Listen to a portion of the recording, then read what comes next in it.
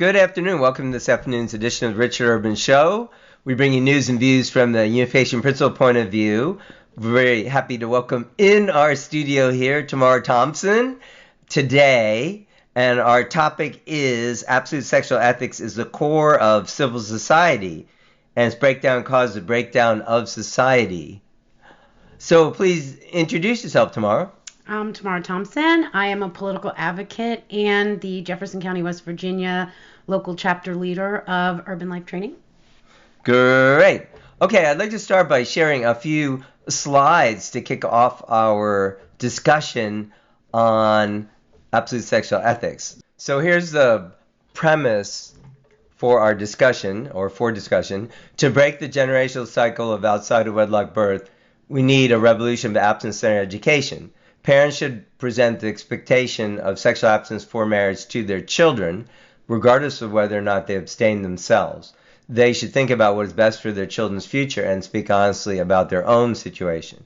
School and community-based programs such as Urban Life Training can back up parents in making this revolution. In one generation, this can break the cycle of outside of wedlock births and all of the related personal and societal consequences. So in West Virginia, 47% of children are born outside of marriage. We see how it's increased from about 5 to 10% up to about 1975 to about 50% now.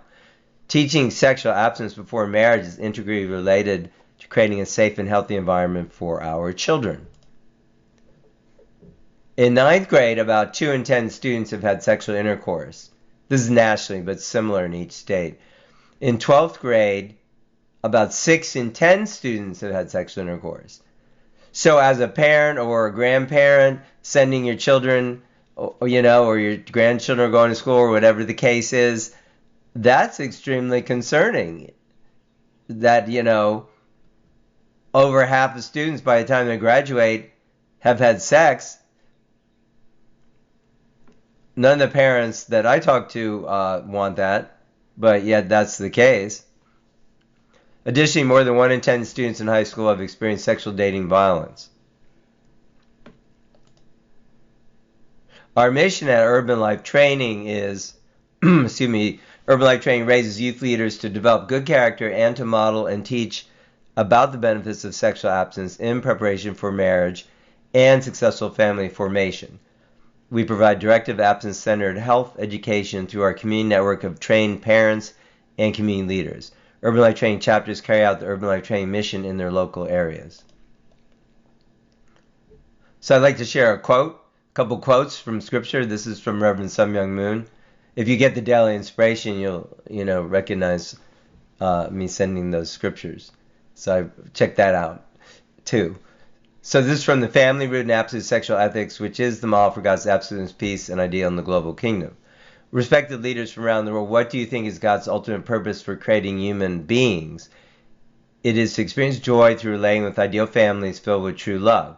What does an ideal family look like? When God first created human beings, he made Adam, representing all men, and Eve, representing all women, with the intention that they become owners of true love.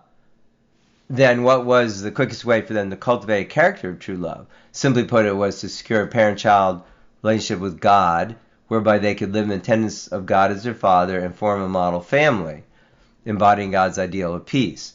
They were to have followed the path of living as one family with God, experiencing joy eternally. God created Adam and Eve and installed them as the first human ancestors of humankind to form the model family and establish the ideal of peace. He committed himself completely to raising them as a son and daughter who were to be encapsulations of the entire cosmos, mediators between the spiritual and physical worlds and lords of creation, and who would be joined with him through true love, true life, and true lineage. Ladies and gentlemen, it was necessary for Adam and Eve to establish a model ideal family of peace. God, the absolute being, created human beings as his children in order to instill in them absolute values on the basis of an absolute standard. Thus, human beings must follow the way of that absolute standard in keeping with the demands of the heavenly path. This means we must follow our destined life course in order to attend God, the absolute being, as our parent. In other words, for people to perfect themselves in resemblance of God and attain the stature of people of character, who can be called sons and daughters of the absolute being, they must follow the path based on the absolute standard God has determined. The essence of this path is the standard of absolute sexual purity. The first stage is maintain absolute sexual purity prior to getting married. After we're born, we go through a process of growth. We pass through infancy and childhood in this very safe and secure environment, embrace our parents' love and protection. We then enter the time of adolescence, which signals the start of a new and dynamic life as we forge relationships on a totally new level with those around us, as well as with all things of creation. This is a moment when we begin to travel the path to become an absolute human being, internally through the perfection of our character and externally by reaching adulthood.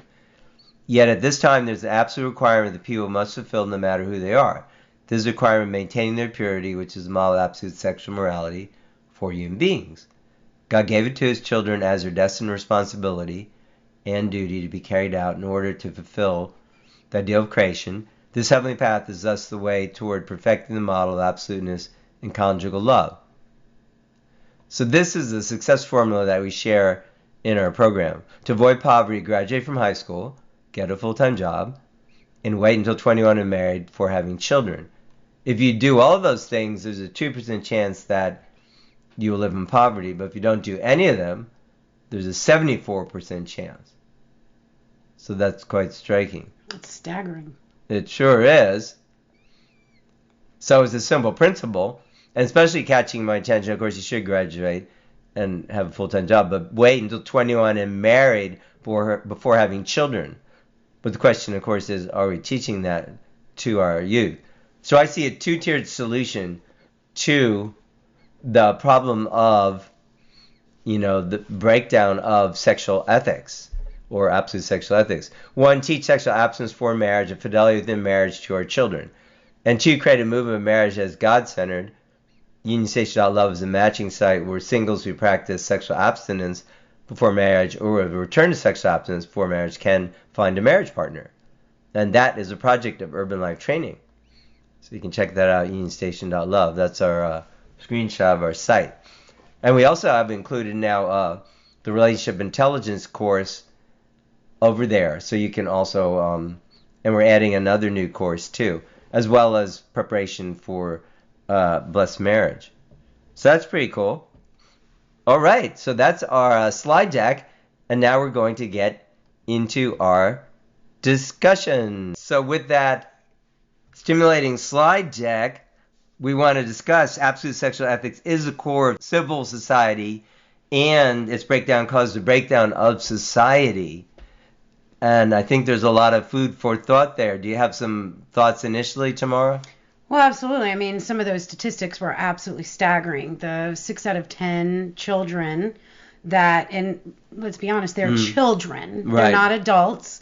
Have had sexual intercourse before graduation. That is, to any parent, should be mind-boggling. And if we stop and think about it rationally, it's really been groomed into our children's head that this overt sexual behavior is normalized, that it's acceptable. And then we're teaching, instead of abstinence, birth control. And I don't know about you, but my children coming home from school talking about Plan B so they can have haphazard sex with just anybody that they meet in high school was mind-blowing to me. It was shocking to the heart and soul.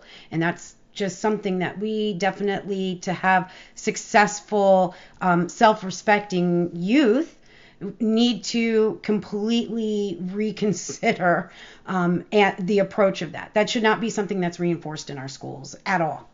Yeah, I agree. I mean, this isn't something I think you hear unless you're in the, nonprofit business like I am and that's your focus. I don't think it's, I don't even know if most parents are aware of that. I guess they're aware of it to some extent, but are they really? I don't know. Richard, I was not aware of that until my son came home from his school, Washington High School, here in Jefferson County, and we were having a discussion, and he says, "Oh, you can just take the Plan B pill." And I had absolutely no idea what that was. And I said, "What is that?" And he says, "Well, our school taught us in sex ed that we can just take the Plan B pill." And I said, I don't you mean if you get someone pregnant, you can take a pill? And he said, "Yeah, it's like an abortion pill. So if my friend gets somebody knocked up, I'll just tell him, go get a Plan B." Like it had, in his mind, the way it was taught to him, had no moral consequences, no physical consequences. It was completely normalized to him. And let's be honest, that is an abortion. It's an abortion. That's right. It is a medically induced abortion that will alter the person who takes that pill. It will alter their physiological being, not to mention the cost that they're paying with their conscience and their soul. And those things need to be considered. They're not to be taken lightly, you know? So that to me is something that's completely unacceptable. And I, as a parent, was absolutely horrified by that. Yes, absolutely. I totally agree with you on that. This is actually, you're murdering a small baby, the little, developing embryo in the womb. And that is crazy that now, when you go in the drugstore, I mean, you see right on the shelf there, if you're waiting for a prescription or something, here you have these abortion pills. That is completely unacceptable. And by the way, why is our state even allowing that? Can our state outlaw that? I mean, it's something we should talk to our political officials about. But I will say this, as an adolescent, if we look at it through the eyes of an adolescent, it's been reinforced to them that they can get this pill, take this pill. When you first conceive a child, you don't have physiological changes yet. So you've now normalized something that this person thinks that they're not going to have any repercussions for. You've made it so it is without any kind of negative impact. And that's what's been kind of brainwashed into our youth. It has been hammered into their mind that this is, it's no big deal. I can, just like I'd go take an Advil or a Tylenol, I'll go take a Plan B. And that has serious repercussions. And I'm sure we can look up the statistics to see how it impacts the hormones in the body of young women who have unfortunately taken this route unknowingly, and also what kind of impact that has on their minds, their guilt. Yeah, absolutely, absolutely. And Libby Emmons, a previous guest, was saying that there's now 1 million abortions every year, and it's increasing. And no doubt it's increasing, especially because of the ease of getting these abortion pills.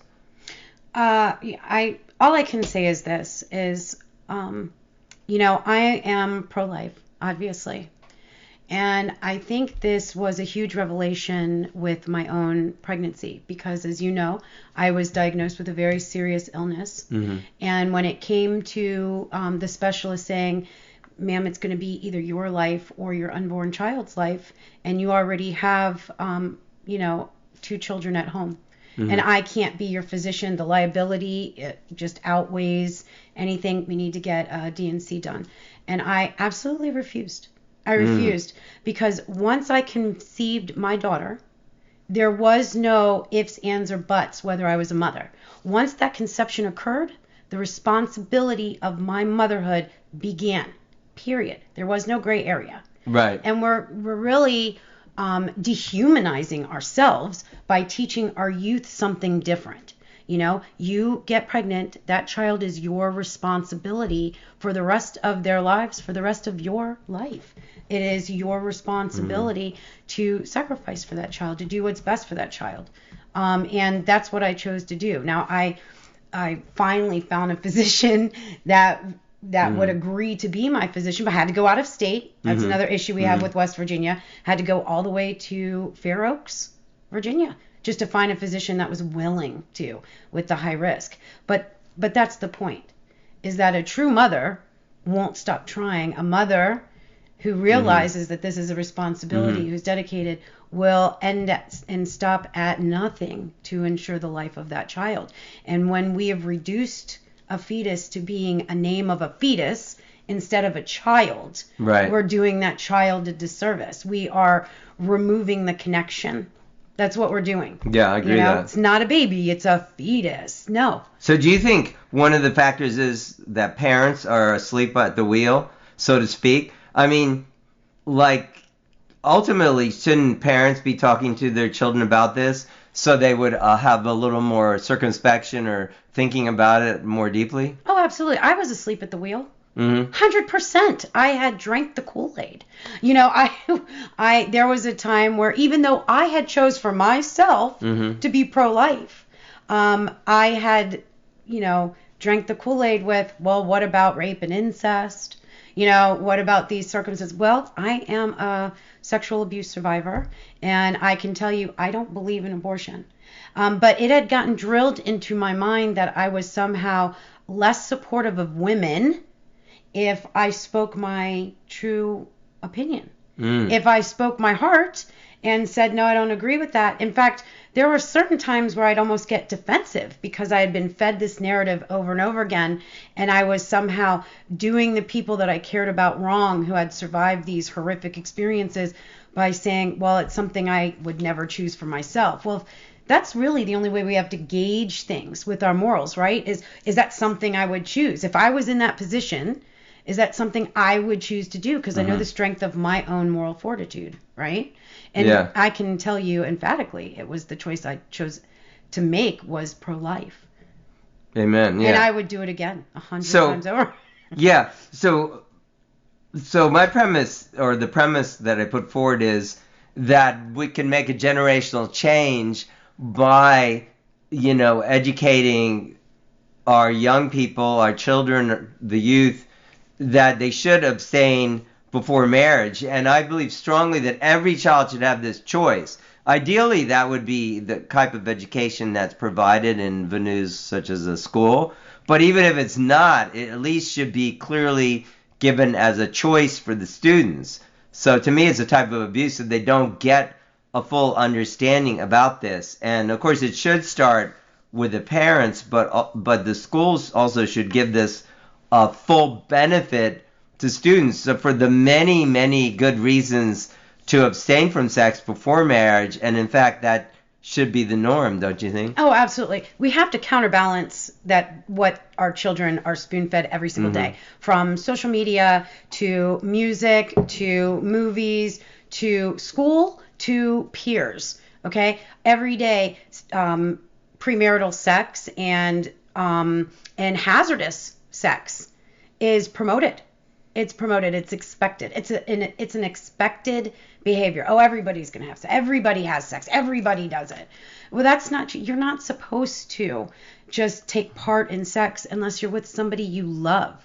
That's just a small act of a tiny gratification that has severe consequences versus an act of pure soul connection and love when it's your forever partner. There is not even a comparison between the two. There's no comparison. And then if we don't have avenues to counterbalance these false narratives, then, what we're doing is we're just continuing to force this, and it's grooming. It's really a way of grooming our children. I turn on the radio and I can hear music that talks about just overt sex. Doesn't matter. And it means nothing. It's all about objectifying instead of respecting and caring for. It's not about love at all. This will deteriorate the mind of a youth. Let's be honest. It teaches them how to subjugate themselves and to dehumanize their peers. It creates a complete imbalance of their structure. Okay? Then they can watch a movie where, so many times now you see that it's expected for there to be this overt sexuality and somewhat even pornographic. Then this imagery stays in the child's subconscious mind. It does. And we can say, oh, it's R-rated or PG-rated, but we understand that as adults that we have gone over these lines so far in all of the consumption of media that's been occurring that there is no other option but to impact in some way, which then you have the parents, and most parents are working. Paying their mortgages, volunteering at schools, doing after-school programs. And then at the child's school, they're being taught sexual education programs that are nailing home the fact that everybody's going to have sex. This is how you do it safely. Not this is how you avoid doing it until you're in love. We know that approach doesn't work because we can see the staggering statistics. Right. And yeah, so I think this needs a lot more emphasis, meaning the the core of what we should be teaching about sexuality and about absence-centered education. And actually, I got a newsletter from the organization that produces our relationship intelligence program we use, and he actually translated. I don't speak Spanish, and also I didn't watch it. I saw a clip of it. The Super Bowl halftime show. Well, out of the 5 songs, 4 of them are about, effing the so-and-sos. And, I mean, it was really, and to think, and of course, all of the, basically horror-like dancing or whatever you want to call it. This is just kind of emblematic of what society has sunk to as far as, sexuality, that, we need to see it in light of, well, first of all, there's a lot of good reasons to abstain from sex, but also ultimately, in light of the purpose of creation, that's the most sacred thing God created. Or what do you think? Well, yeah, I mean, it's about dehumanizing, and the whole purpose of dehumanizing is to demoralize.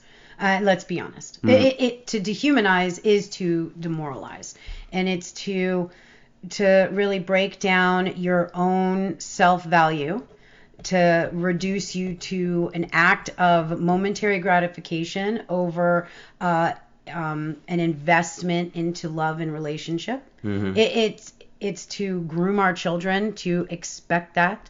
And we also know that the rates of suicide go up dramatically high with children who are sexually active when they're in school, especially, instead of abstaining, because it impacts, you're making physical and chemical bonds with another human being. That's what happens when you're intimate with somebody. And we don't understand that if we're not taught that. My God, I didn't fully understand that concept until I was older. It's up to us parents, adults, to reinforce that with children.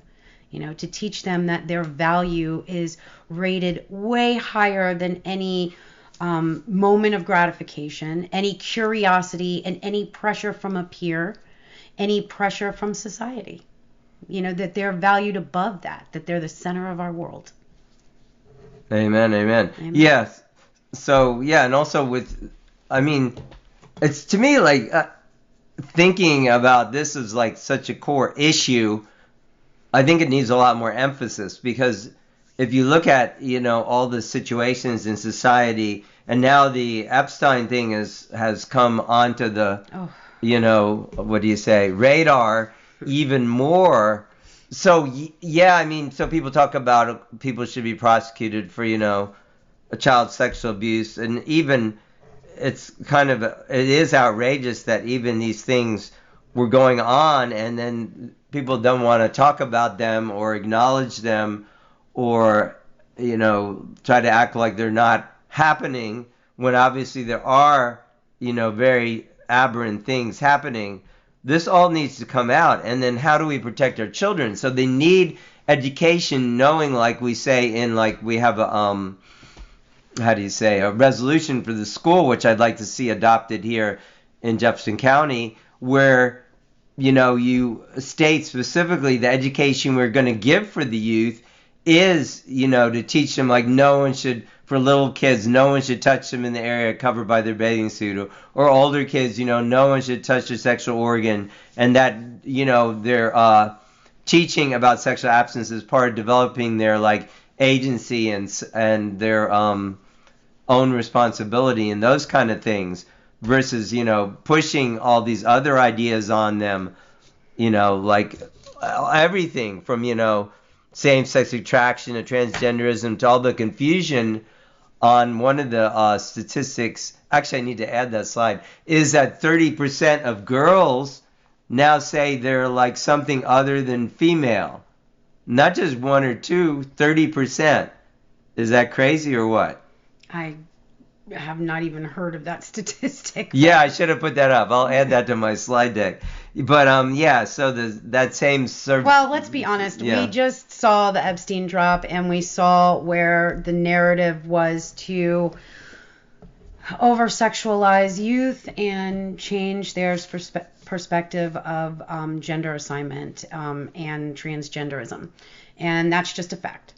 The fact is that this was a narrative that was pushed upon the people by some very powerful people throughout Hollywood and political circles, business circles, and it was done with intent. And again, it is for objectification. That is what it's for. And then it branches out into other fields of corruption, because you can't live the rest of your life. Nobody should want to live the rest of their life on consistent medications. We know medications harm our body. We know that they have an impact. Nobody should want to be on medications for the rest of their life. And what we do is, sadly, is when somebody is spewing a narrative, they remove the negative connotation out of that narrative. So as if, oh, well, this is acceptable. This is just, it's no big deal. It's normalized. And we see this repeat over and over and over and over again. And nobody is understanding the consequences of actions. And I have seen time and time again, I don't believe any child should have the choice to change their physiological body. Not for plastic surgery, not for gender reassignment, and certainly not to be take some kind of medication to prevent them from menstruating or whatever. That to me is mind blowing. They don't have the ability to drink an alcoholic beverage, but they should have the ability to change their body for potentially the rest of their lives. They can't get a tattoo till they're 18. They can't get a face piercing. Right. But I'm confused by that. To me, every parent should be repulsed by that. No matter what political ideology you have, you should be asking the why. Ask the why is the question, not, oh, but, this is what's socially acceptable or politically correct. I don't care about any of that. We're talking about children who are completely susceptible to any of this kind of nonsense, and they don't have they're not developed enough to be able to make those kind of life impacting decisions. Yeah, that's true. And that's why they're being targeted. Do you remember when the cigarette companies used to target children to sell their products?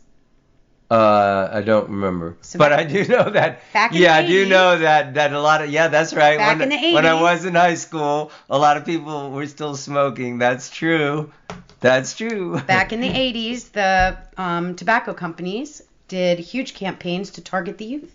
They would give us free, all kinds of free stuff, wraps, T-shirts, sweatshirts, toys, all kinds of stuff, because the imagery would repeat in our head. And when we got older, we would think it was cool. We would associate that with a positive emotional response and go to that brand of cigarettes. When I was a child, I got a whole bunch of Camel cigarette stuff. And as I got to my mid-youth, and I started seeing everybody smoking, the very first pack of cigarettes that I went and got myself was a pack of Camel cigarettes. So it was effective. It was effective. And I think because of that effectiveness, that is kind of the same narrative that's being pushed with gender bending and poisoning our children's minds. And let's be honest, that's what's happening here. You can't, I had no idea the level of forever when I was 14 years old. To me, life was, you make haphazard decisions because life is in this short block of time, and you are without consequences because you have people to protect you or not protect you, right? You either had consequences or no consequences at all, right? Oh, and you just didn't see the future like you do as an adult because your brain didn't process it this way. And anybody that promotes a child being able to alter their body without understanding that the totality of that impact, that is just insane to me. No doctor should be supporting that. No educator should be supporting that. No adult should be supporting that. Okay? Now, a bunch of children, well, they don't understand the consequences, but no adult should be supporting that behavior because we understand the impact of it. Whether it's political, take politics out of it. This is about physiological well-being, mental well-being, Yeah, I agree. So I think I was thinking about, as you're talking more like, what should parents do? Well, one practical thing, first of all, is give your youth, your children, the expectation that you expect them to abstain until marriage.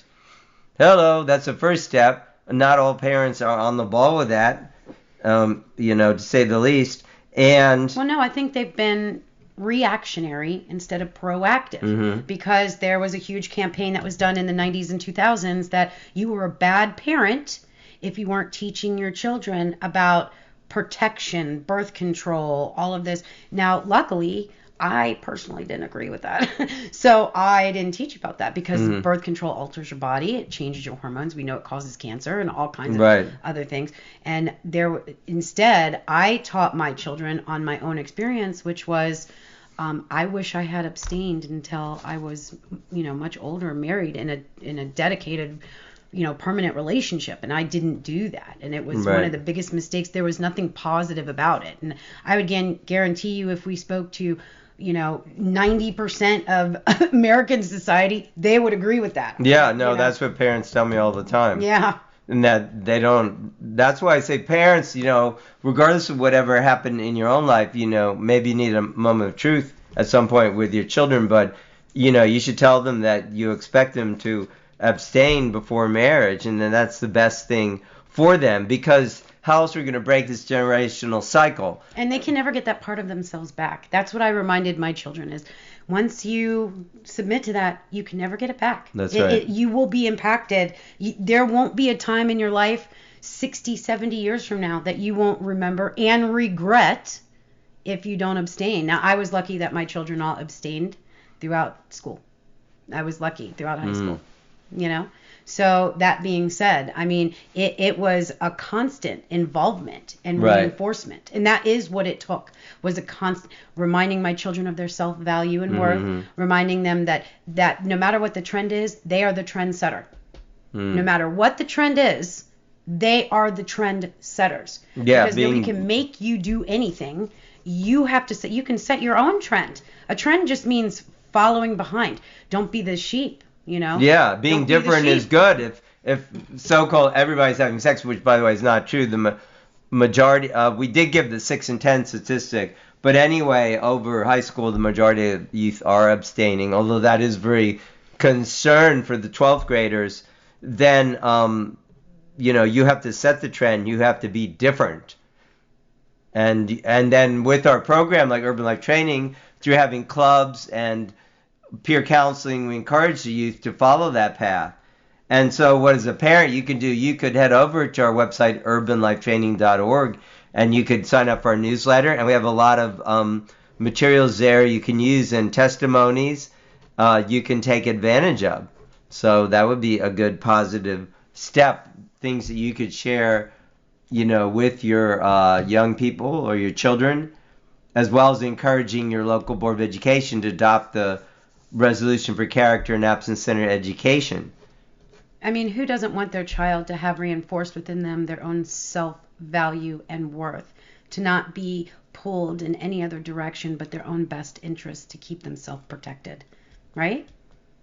That's right, and that's what everybody else should be looking out for, but that's not happening in many cases, although of course there are many good teachers and things, but yes, there's other trends and things happening, as we well know. Like we've had the disturbing trends that I've covered, of the different half a dozen sexual predators in our schools over the last 5 to 10 years, repeating again and again.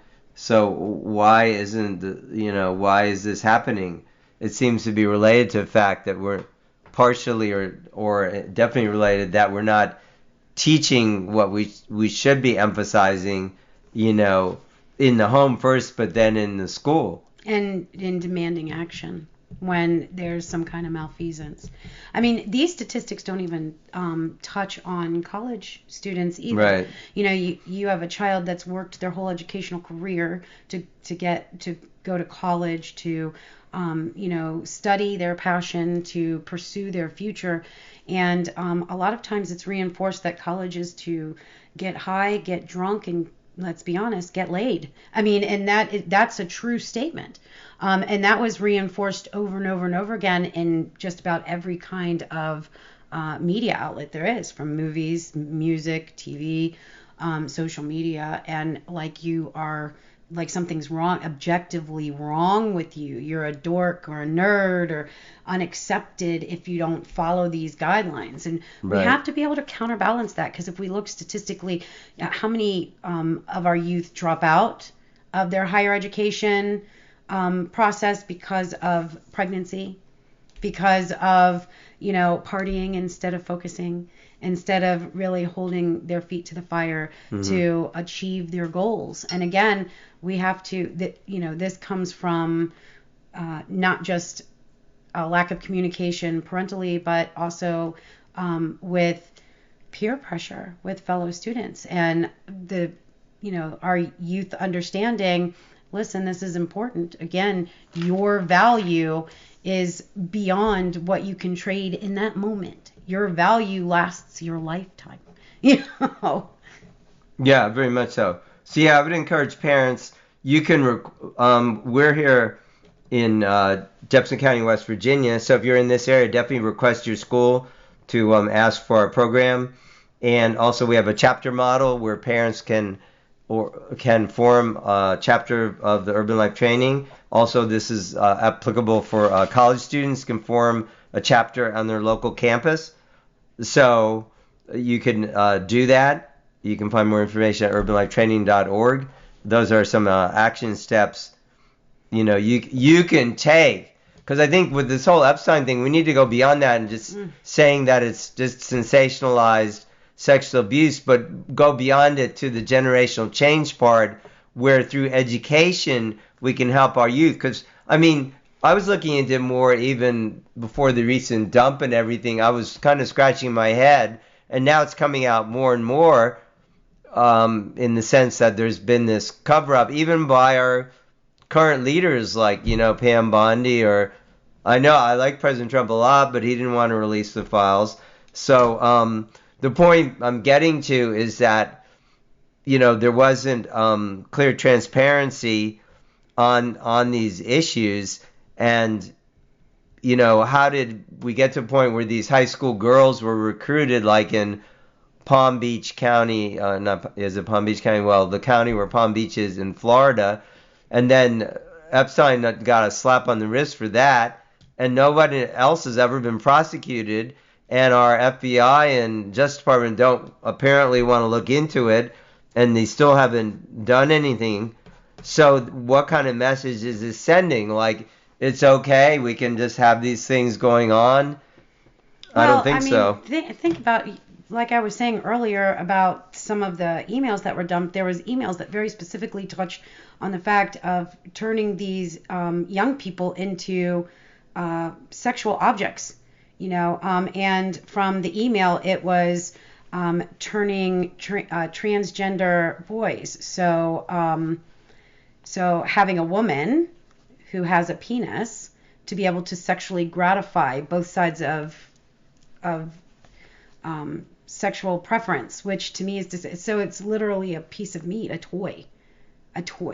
And wow. I don't know about you, but I want to be known for my heart, my soul, and my mind, not as some toy to be discarded after some old monster uses me.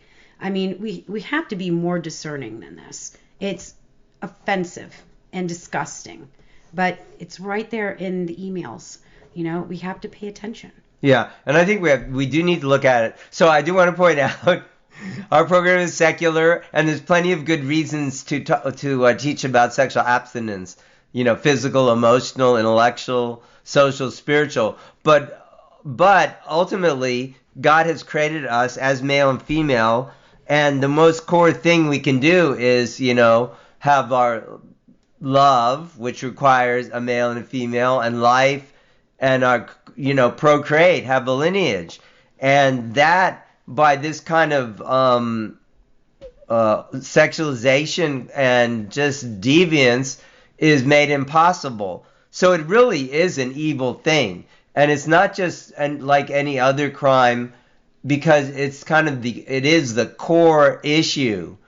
And when we talk about half of children now, nationally 40+%, or here in West Virginia 50%, being born outside of marriage, that's really what's driving our society to fall apart. And really you could say maybe we passed the point of no return on that. I hope not, but we need to make this generational change, or else how are we going to have healthy families, healthy societies, healthy marriages? And that's really what we're looking at with UnionStation.love, is a more purpose-centered and God-centered way of, if you want to get married, then abstain and then have a purposeful and purpose-centered process of education, and then enter into your, blessed marriage like that, and it's going to be more successful. Right. Yeah, it's not seeking lust. It's seeking partnership and love. And there's a huge difference of that. And I think that's also part of the problem, is there's so many people now who the ego and choices have gotten so big that we've kind of removed God out of the equation. God is never out of the equation. Okay? Humans are not God. Humans are human. Right. So when we try to place ourselves, because someone has the lack of nourishing their connection with God, when we place ourselves there as a God, as if we have no repercussions, then we tend to act out just like a child would act out, right? If your parents never give you repercussions, you're going to act out because you think that you're never going to be held accountable. And that's kind of what's happened to society at this point. There's so many people that believe that their money, power, influence affords them complete overlook of accountability, and that's never the case, because they forgot that God is the ultimate authority. Yeah. God is the ultimate authority. That's right. Yeah. So I would say, and as we're coming to the conclusion of our show today, that I think we need to look at the educational part of it, like we've been saying, really protect our youth and think what's best for children first. And also I am very much for overturning the Obergefell decision that gave a right to same-sex marriage. That's crazy, and then so-called same-sex marriage, and this upholding the standard of, the male-female family as a model, and teaching our children what's best for them, which is, to respect that sexuality and the very purpose of it that we are given by the Creator, and then to move in the right direction. And like we're saying too, that there are many reasons that aren't religious, but it certainly aligns with the purpose that God gave us too. Yep. Well, I definitely support the fact that we should all, cultivate our relationship with God. Always seek God above all else. And when we share our bodies and minds and souls with people that aren't worthy of that, then we lose a part of ourselves that connects with God. And I don't want that for anybody. I used to be that person. And, I used to not understand how important my relationship with God was. And then I realized, and nobody can take the place of my relationship with God. Nobody. Amen. Amen. You are worth the wait. So there you go. And do check out again urbanlifetraining.org and unionstation.love. We're so happy, Tamara, you could join us today. Thank you for your time. Thank you for having me. Your heart, for being the new chapter director here at Urban Life Training in Jefferson County. We look forward to lots of progress and lots of education and great things happening. Thanks for joining. God bless you, and we will see you next time.